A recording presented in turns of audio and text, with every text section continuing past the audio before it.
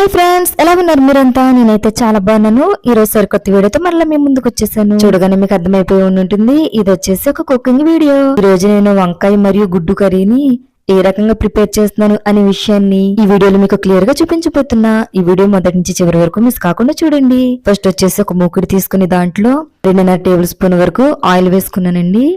ఇప్పుడు కొద్దిగా పసుపును వేసి ఫస్ట్ అయితే నేను గుడ్లను ఫ్రై చేస్తున్నా. ఒకవేళ మీకు గుడ్లను ఫ్రై చేసి అలవాటు లేకపోతే గుడ్లను అలానే వేసేసుకోవచ్చండి. ఒకవేళ మీకు ఆ ప్రాసెస్ కూడా కావాలంటే సెపరేట్ గా మరొక వీడియో అయితే నేను చేస్తాను. ఇప్పుడు వచ్చేసి గుడ్లను బాగా ఫ్రై చేసిన తర్వాత ఇవి ప్రక్కన పెట్టేసుకోవాలి. ఇదే ఆయిల్లో 3 పచ్చిమిర్చిని యాడ్ చేశాను. అదే విధంగా కొద్దిగా కరివేపాకు, సన్నగా తరిగి పెట్టుకున్నటువంటి ఒక ఉల్లిపాయను యాడ్ చేసేసాను. ఇప్పుడు మూత పెట్టేసా. ఇప్పుడు మూత పెట్టి ఒక 2 మినిట్స్ అలానే ఉంచేసాను. ఇప్పుడు మూత తీసి దీంట్లో 1 టేబుల్ స్పూన్ వరకు అల్లం వెల్లుల్లి పేస్ట్ని యాడ్ చేశాను. ఆల్రెడీ పసుపుని యాడ్ చేసేసాను కాబట్టి నేను ఇంకా పసుపుని అయితే ఇంకా యాడ్ చేయలేదు. దాంట్లో పెద్ద సైజులో ఉన్న ఒక టమాటాని యాడ్ చేశాను. వేసి 3 కూడా లైట్గా గోల్డెన్ కలర్ వచ్చేంత వరకు వేయించి అప్పుడు ముందుగానే తరిగి పెట్టుకున్నటువంటి వంకాయలు ఇందులో యాడ్ చేసేసానండి.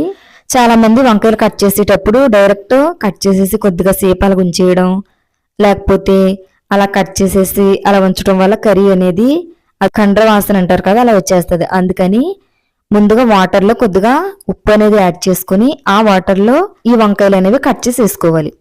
అప్పుడు వీడియోలో చూపిస్తున్నట్లు ఈ రకంగా ఇందులో యాడ్ చేసుకోవాలి. అలా యాడ్ చేసుకున్న తర్వాత తగినంత ఉప్పు, అదే విధంగా కొద్దిగా పసుపు వేసాను.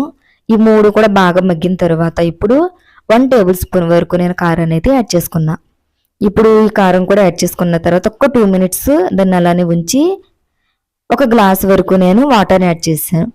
ఇప్పుడు ఉప్పు సరిపోయిందో లేదో చూస్తున్నాను. ఒకవేళ టేస్ట్కి తగ్గట్టు లేకపోతే మీరు కలుపుకోవచ్చు.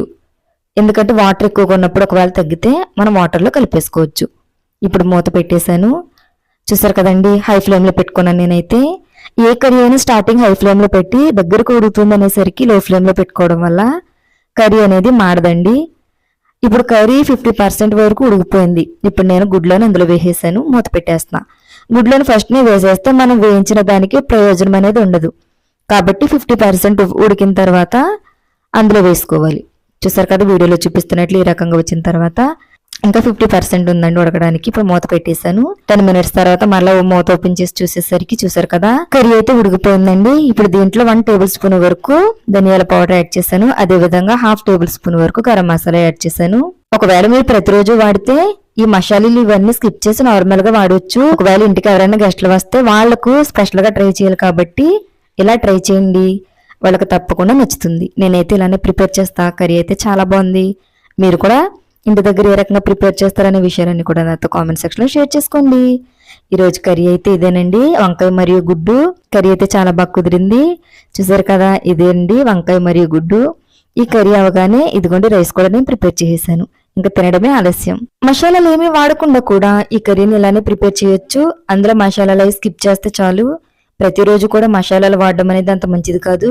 ఎవరైనా గెస్ట్లు వచ్చినప్పుడు స్పెషల్ గా వంట చేస్తున్నప్పుడు మాత్రం ఇలా వాడితే కర్రీ అనేది చాలా బాగుంటుంది. నార్మల్ టైంలో ఇవన్నీ స్కిప్ చేసి ప్రాసెస్ అయితే ఇంతేనండి, ఇలాగే చేయాలి.